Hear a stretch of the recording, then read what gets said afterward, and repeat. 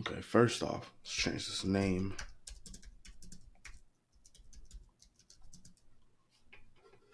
Secondly, let's start out the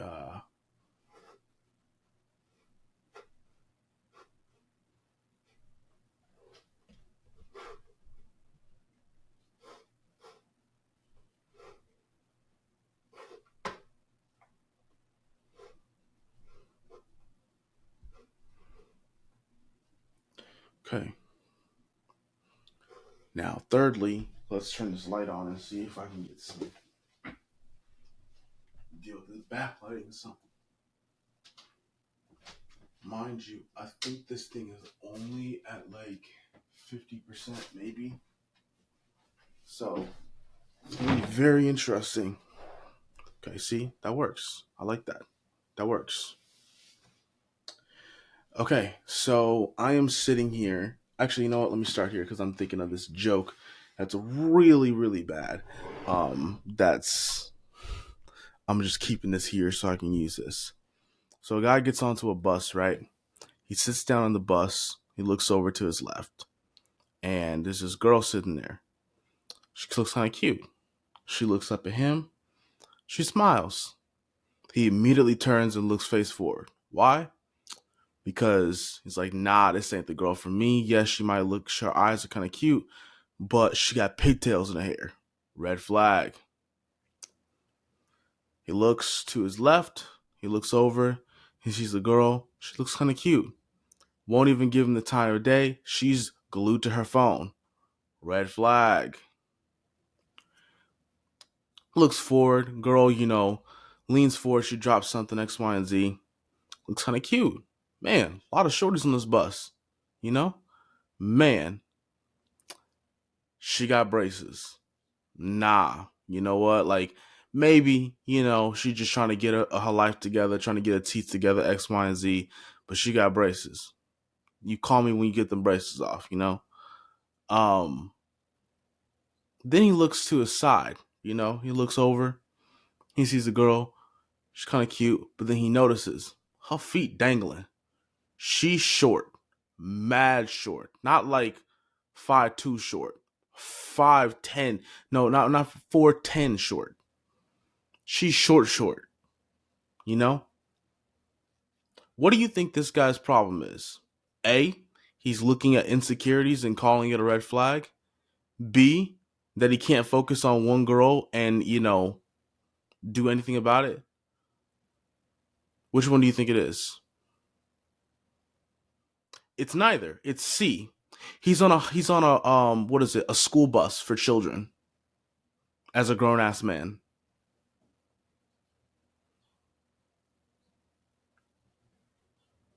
Yeah.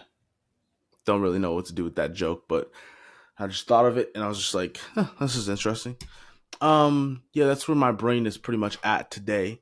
Um, this is gonna be really quick because I don't want to say too much about this and I don't want to show off too much. Basically, market divinity, yada yada yada. There are 12, technically 13 houses within the series that all tie back to the original 12 disciples. Um, technically, wouldn't there be 14 houses then? Because is Matthias in here somewhere? I don't know what to do about that. There should be 14 houses, technically speaking. The original 12 disciples, um, 11 of which are active of those 12. Judas is a special case that they have a house for him, but it's more of a house of the forsaken, a black sheep card, if you will.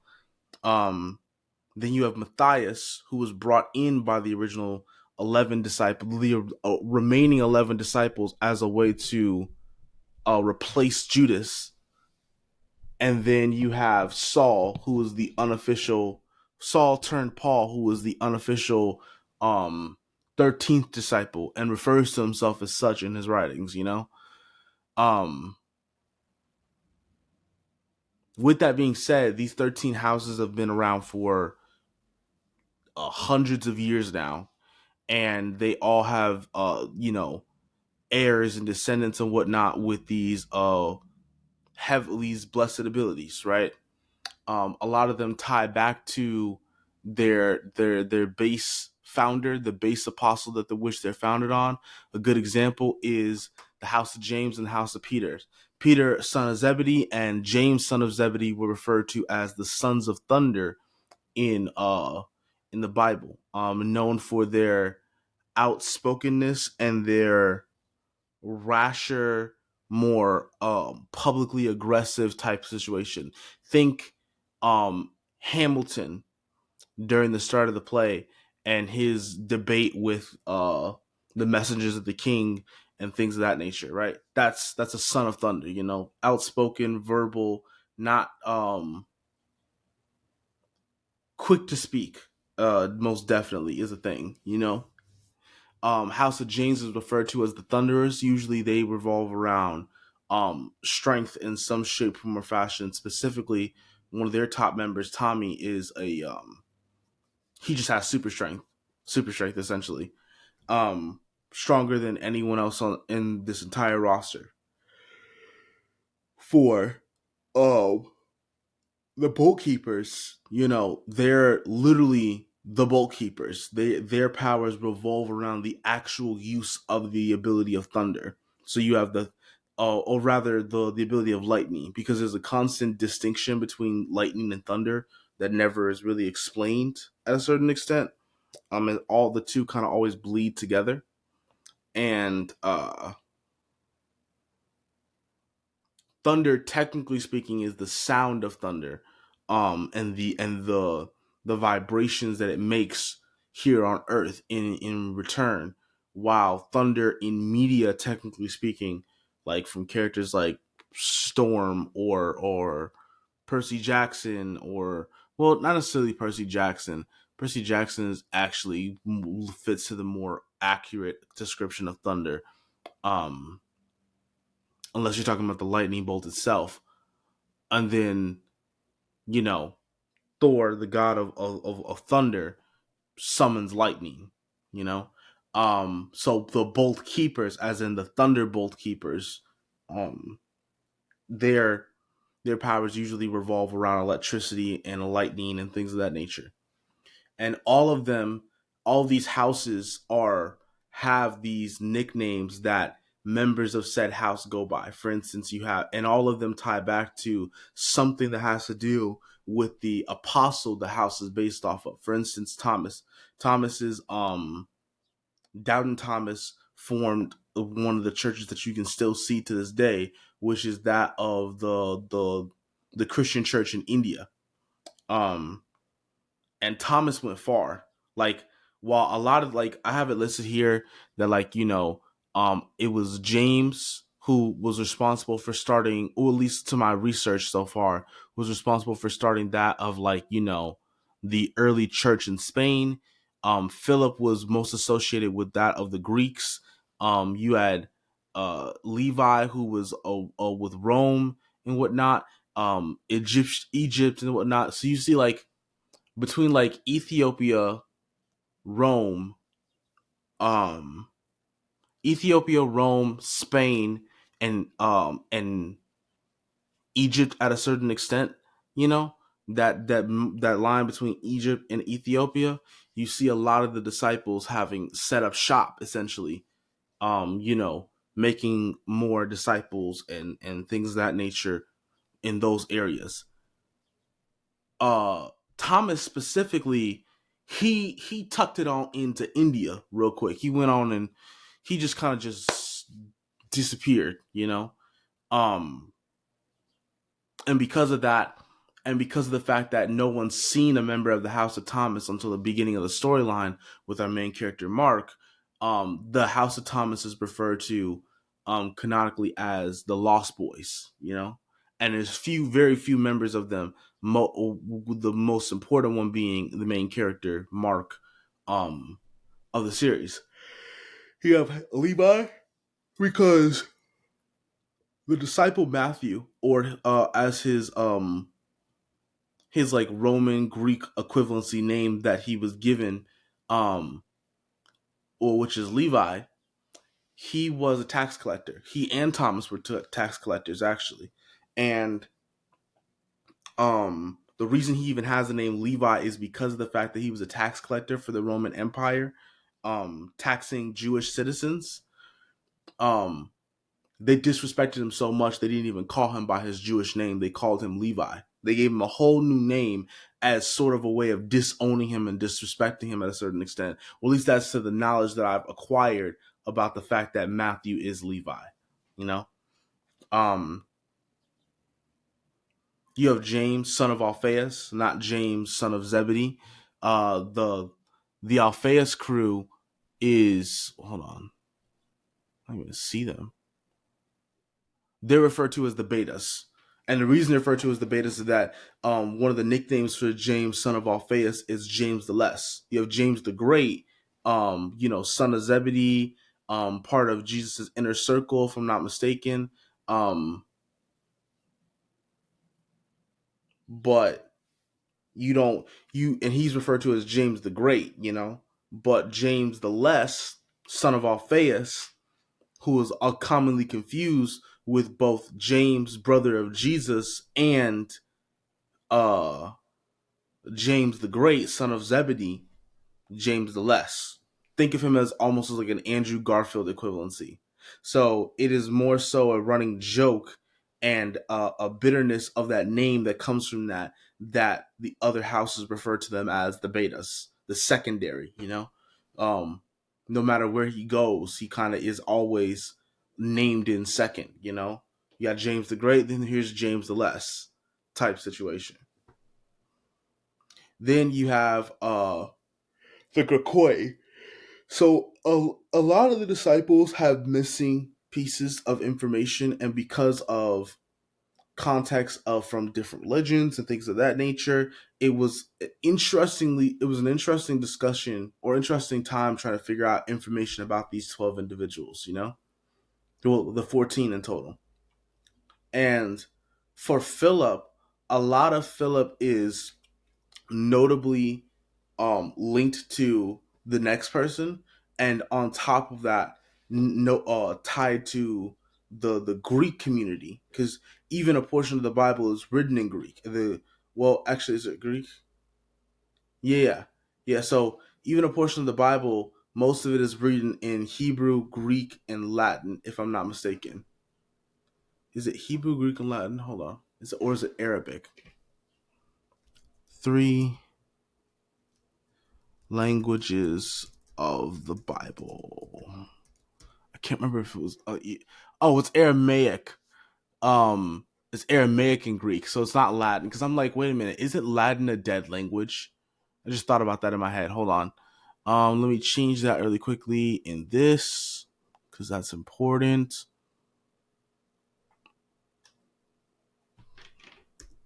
Aramaic and Greek. So my point still stands. If I'm not mistaken, that's where part of this whole Gentile thing comes from, is from the Greek population / Roman population of the time at the area. So another form, especially in the Percy Jackson series, they refer to, people like Percy, the Roman Empire, the new Rome Empire refers to people like Percy as the Grakoi, or Gracchus. Um, so that's what I use as that name, is that the Grakoi, those that are Philip and the House of Philip, which is usually tied to that of the Greek. Then you have the martyrs. So at first I didn't want to use his name because the first martyr ever was Stephen, not the apostle Nathaniel. Um, but one thing about Nathaniel that's very interesting is that Nathaniel is known to have one of the more gruesome deaths. Bartholomew is known to have one of the more gruesome deaths in the history. You know, um, hold on, I might have to change that. Hold on. Somebody else has a more gruesome death, has a more gruesome set of abilities than he does, and I can't remember who. Hold on.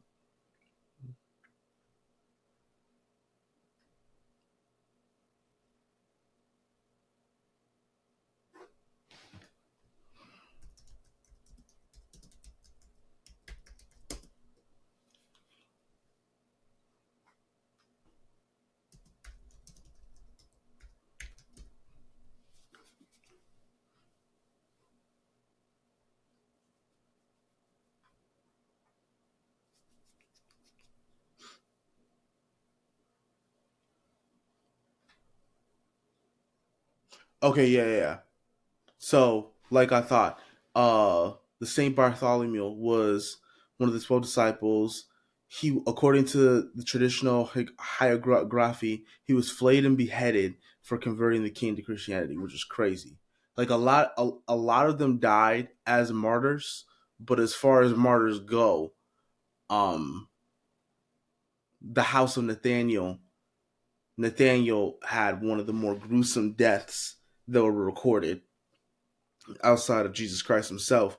And as such, I thought calling him the martyrs because the house of Nathaniel, those guys have a level of pain tolerance that the only other house that rivals them when it comes to, you know, pain and suffering is that of the house of Andrew, you know? And specifically members of the house of Andrew who act more as a cornerstone to the group as a whole. Um, but like a lot of these guys have been through some tough situations, come from tough situations, and um Kay in specific has a lot of scars on her body, specifically, and they call them the martyrs for that matter, you know. The House of John, aka the Bolt Keepers, House of James, aka the Thunders, already explained that. House of Peter, the Sabers, very simple. Peter is responsible for cutting off homie's ear when they tried to arrest Jesus. When Judas betrayed him and pulled up on Jesus, who was praying in the wilderness for hours on end at night with Peter, James, and John, the big the inner circle, the inner three. Um, when they tried to be like, "Come on, Jesus, put these cuffs on real quick." Uh, Come on, Jesus, put these cuffs on real quick. Peter was like, not today. Took one of them swords that the guards had and sliced off the brother's ear. And you just had to tell him, like, stop, man, stop. This ain't even all that. And then heal, bro. They got his ear cut off, put the ear back on, and um went with them, you know? So it's this thing of like Peter being super gun ho to pick up a blade and fight in honor or defense of Jesus Christ. I wanted to make it a thing that members of the house of Peter are like, how do you put it, very swordsman based, very I think I'm gonna make it a thing that the Sabers, the House of Peter, all of their abilities, no matter what the variation of their abilities is that, their powers come from weaponry that's tied back to them. Whether it's their imbuing energy into weapons to turn them into objects that can, cast out and hurt demons, whether it's that they have a physical weapon itself that's linked to their soul or something like that, where it's the only weapon that's linked to their soul, or in the case of their most powerful member, Dino and MT, Dino and MT are in their own respective rights able to conjure weapons out of their own materials. For MT, it's water. For Dino, it's pure energy. Um, then you have the Surfcasters. The Surfcasters are simply just the House of Andrew. The House of Andrew, Andrew and Peter were fishermen. Andrew and Peter were fishermen, and I think James and John were fishermen as well too. Um, and I think Peter and Andrew might have been the first. Simon, Peter, and Andrew might have been the first two to that Jesus called.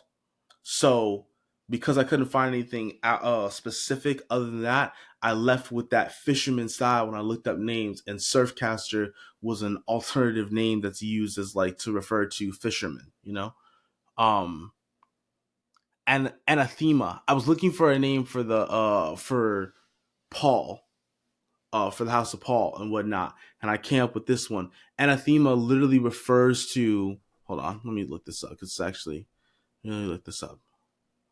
Uh, Something or someone that is vehemently disliked, a formal curse by the Pope or by the Council of the Church, excommunicating a person and denouncing a doctrine. Um, yeah.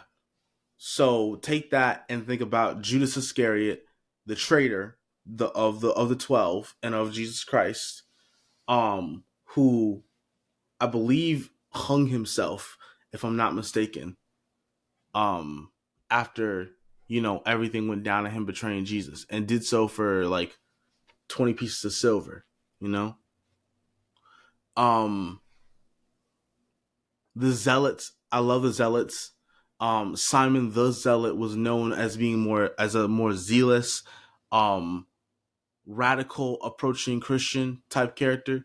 So Simon the Zealot is going to be an interesting character, and then Matthias the Proxy, Matthias the Proxies. Simply the proxy because proxy means for some. I was looking at words that are similar to replacement and whatnot, and proxy came up. And I know what a proxy is. It's a replacement file that you use when a file or when something's too big, you make a smaller copy of it. Use that, make all your changes to the copy, and because of the same image and the same whatever file of the big, hard to change file, it just copies all those changes and makes it to the big file automatically, and replace and does that. So instead of having to, um, push and pull with the original one at a time, it just applies all of them at once using the proxy. That's what it is, especially specifically in video editing and photo editing. The shadows. The House of Jude is mostly responsible for the deacons, you know, and they are the covert house of like the 14 of the 13 houses, and as such they're referred to as the shadows. So it's like no one really sees them. Then you have the Damascus or the Dames. They are Damascus literally just comes from the story of how Saul became Paul, and it was that Jesus came to him and when he was on the road to Damascus, and when he came to him, Saul went blind for 3 days, and when he finally made it to Damascus, he met a brother in Christ, sent by Jesus to heal him and to give him his eyesight back, and that's what converted him over. So the Dames or the Damascus kind of fits into that storyline of where that comes from. So yeah, that's everything. I'm not going to say anything else about these. I know that I'm super excited for this project. I'm so excited to be able to produce this at some point in the future. Like, this is such a cool idea, such a cool concept, and I can't wait to show that. Right now, I'm really just working on fleshing out the history of it and the arcs and going from there so that I can lock in and focus on the first arc and have a blueprint and a vision in mind about what I want to do in the future, you know? With that being said,